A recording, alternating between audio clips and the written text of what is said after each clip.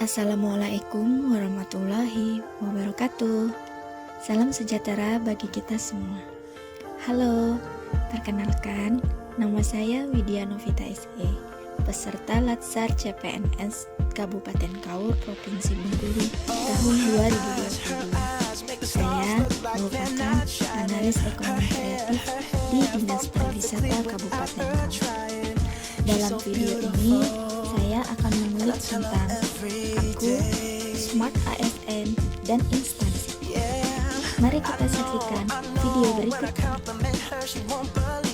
Dinas Pariwisata merupakan organisasi perangkat daerah pemerintah Kabupaten Kaur yang terletak di Jalan Kolonel Samsul Bahrun, Padang Kempas, Tanjung Dalam, Kecamatan Tetap, Kabupaten Kaur, Provinsi Bengkulu. Visi Dinas Pariwisata adalah terwujudnya Kabupaten Kaur sebagai daerah tujuan wisata berbasis budaya dan kearifan lokal. Sedangkan misi Dinas Pariwisata adalah mengoptimalkan dan meningkatkan promosi pariwisata melalui media dan event festival gurita sebagai agenda event daerah tahunan menjadi event nasional. Yang kedua, menumbuhkan rasa sadar wisata di masyarakat dan meningkatkan peran serta pelaku ekonomi kreatif serta pelestarian budaya untuk mendukung pengembangan pariwisata. Misi yang ketiga, meningkatkan pembangunan dan pengembangan ketersediaan infrastruktur, sarana dan prasarana objek wisata unggulan yang menunjang promosi wisata Kabupaten Kaur. 4. Mengembangkan potensi dan kreativitas pelaku ekonomi kreatif dalam rangka menciptakan masyarakat Kabupaten Kaur yang terampil dan berdaya saing tinggi.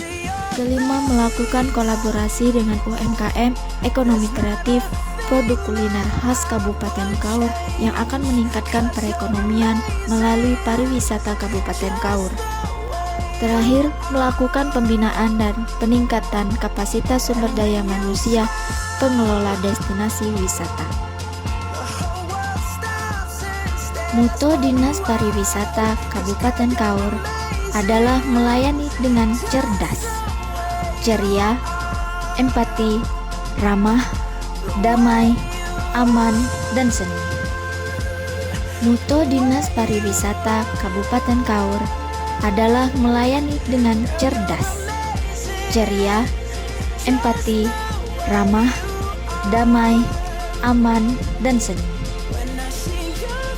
Struktur organisasi Dinas Pariwisata Kabupaten Kaur dikepalai oleh seorang kepala dinas, satu sekretaris yang membawahi sub bagian perencanaan dan keuangan, dan sub bagian umum kepegawaian dan komunikasi publik. Ada 3 bidang dalam Dinas Pariwisata Kabupaten Kaur. Pertama, bidang destinasi dan industri pariwisata.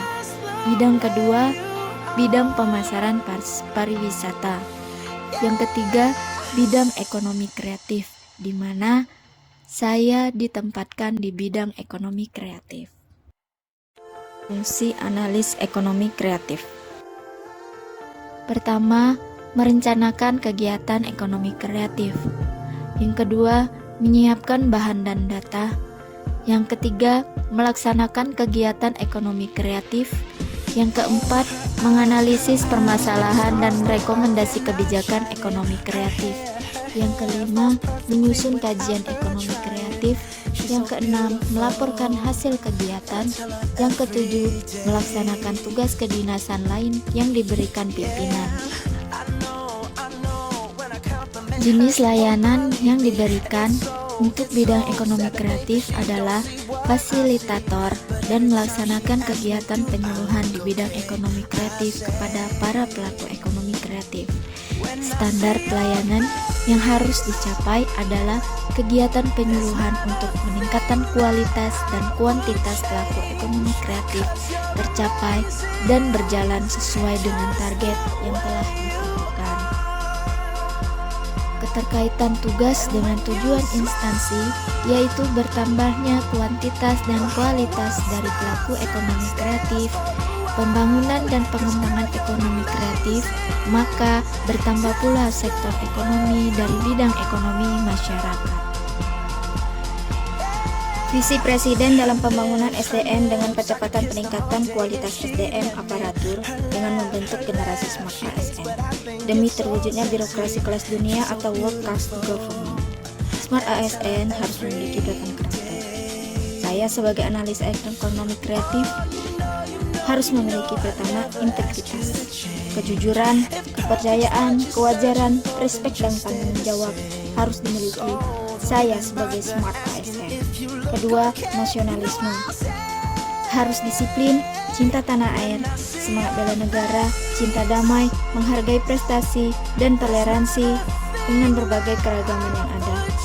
Tiga, profesionalisme. Berperan aktif dalam peningkatan dan kemampuan pelaku ekonomi kreatif dalam upaya ikut meningkatkan ekonomi daerah. Keempat, penguasaan ilmu pengetahuan dan teknologi. Smart ASN harus bisa bijak dalam menggunakan digital, baik itu digital culture, digital safety, digital etik, serta untuk peningkatan kinerja. Yang kelima, hospitality dan entrepreneurship, di mana Smart ASN harus ramah terhadap siapapun tanpa melihat latar belakang, baik itu di dalam kedinasan maupun di luar kedinasan. Sifat entrepreneurship membangun ekonomi daerah dengan jiwa kewirausahaan.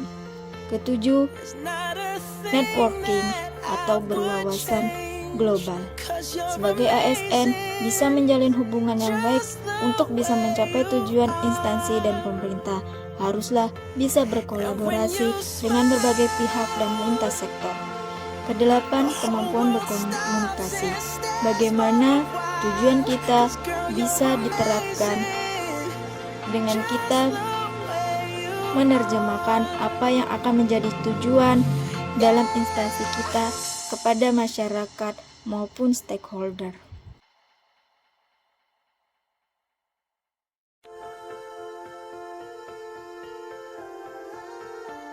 Demikianlah sekilas tentang aku, Smart ASN, dan instansiku. Itulah hal yang dapat saya sampaikan. Semoga dengan video ini bisa menjadi inspirasi semua orang. Assalamualaikum warahmatullahi wabarakatuh.